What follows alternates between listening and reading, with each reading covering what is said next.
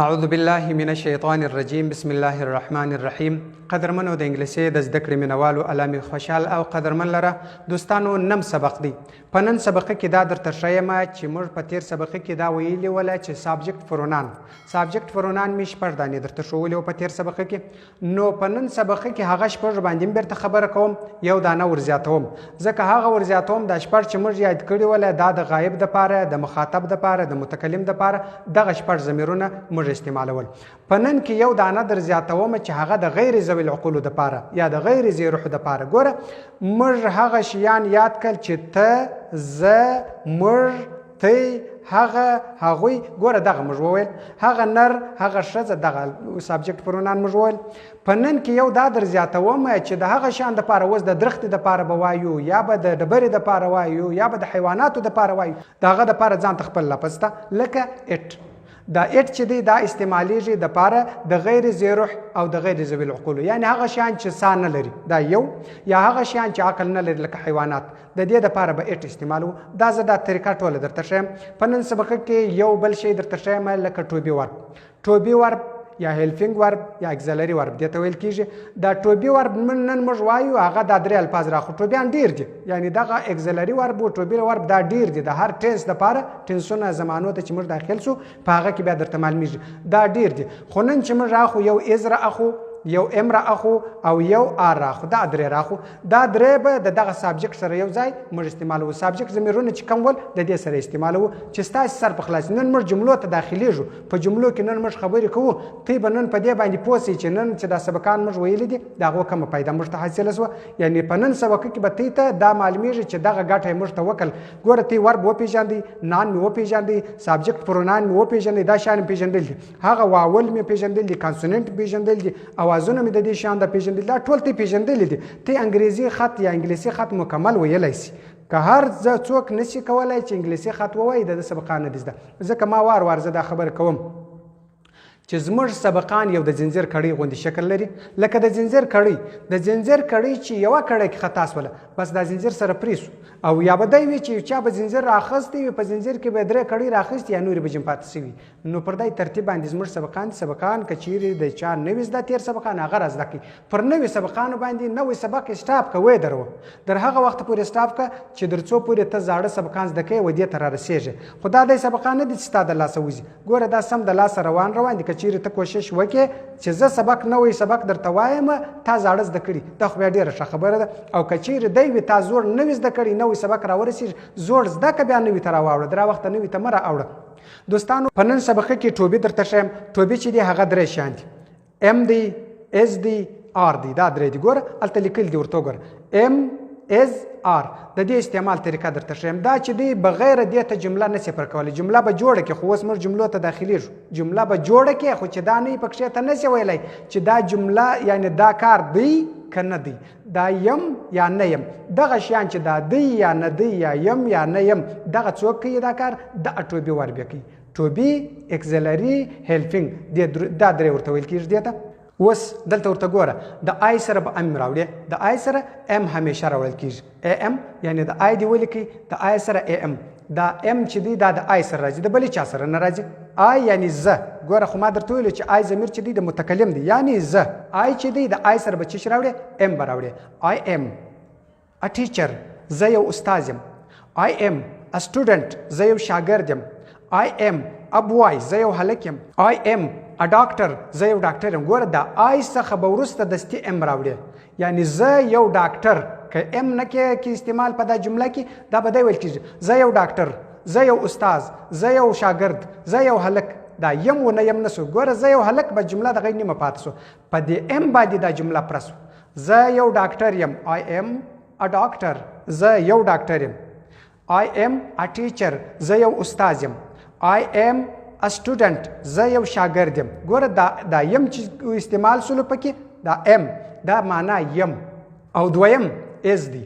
از چې استعمالیږي دا د واحد غائب د پاره، واحده غائبه، یعنی هی، شي، اټ. دریم اټ درته استعمال کی، درته وشو چې اټ د هغه شیان د پاره دی چې عقل نه لري یا سا نه لري. هغه شیان لکه ډبرې، درختې، دغه شیان، یا هغه شیان لکه حیوانات، چرګه، پشي، خر، غویی، دا شیان.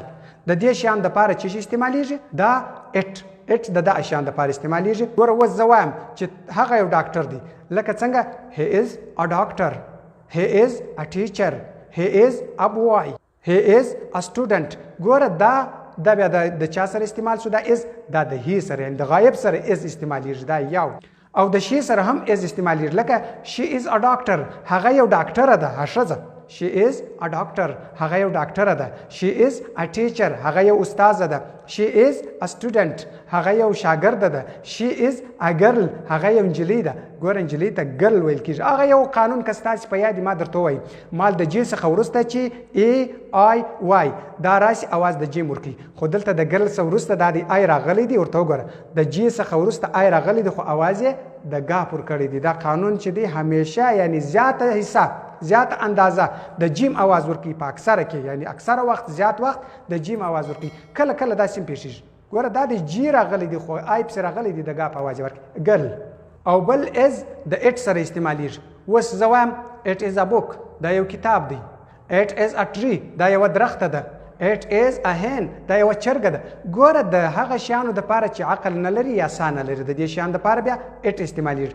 دا از به د اټ سره راځي د هی سره راځي او د شي سره د درو سره از راتلی شي د نور سره نسي راتلی. ګوره دی نه چې ته د آی سره راولي آی از نسي راوستل کېدی. او آر چې بیا دی آر بیا د دا درو سره راځي لکه یو وی دی د دې درو سره آر راځي. اوس زه څنګه وایم تا ته وایم یو آر ا ډاکټر ته یو ډاکټر یې. یو آر ا ټیچر ته یو استاذ یې. یو آر ا سټوډنټ ته یو شاګرد یې. یو آر ا بوای ته یو هلک یې. ګوره و یا ته اوس مخاطبه جمع راولم یعنې ته ډېر یاست بیا به څنګه درته وایم یو آر بوایز ای به بیا نه ورسره راوړې دا ای نه دی ابوای چې ما مخکې وایي ما ابوای یا ا ډاکټر ا ټیچر دا مې ورسره راوړي. دا ای معنا یو ابوای معنا یو هلک ا ډاکټر معنا یو ډاکټر. دا ای به جنلري کې اوس خو زه جمع یادوم ته ډېر یاست نو بیا به ته څنګه یو آر ډاکټرز یو آر ډاکټرز ته ډاکټران یاست. یو آر ټیچرز ته استادان یاست. یو آر سټوډنټس ته شاګردان یاست. یو آر بوایز ته هلکان یاست. ګوره دا ګرده به داسې پر دا ترتیب باندې وایه ا به بیا نور سره راوړې. دا یو. او دویم بله خبره د آر چې راځي دا د وی سره راځي. وی معنا موږ. ګوره آی معنا زه د جمع متکلمې دپاره درې و چې وربالا سو دا جمع سوه یعنې موږ هغو دپاره وی استعمالي. ګوره موږ به څنګه وایو وی آر سټوډنټس موږ شاګردان یو. وی آر ټیچرز موږ استادان یو. وی آر ډاکټرز موږ ډاکټران یو.